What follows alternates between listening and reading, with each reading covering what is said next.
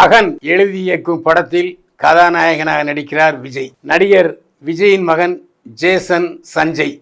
இவர் வெளிநாடுகளில் direction course படித்து வந்தார். இப்போது அதில் பட்டம் வாங்கியிருக்கிறார். ஜேசன் சஞ்சயை கதாநாயகனாக நடிக்க பல தயாரிப்பாளர்களும் இயக்குநர்களும் வற்புறுத்தி வந்தார்கள்.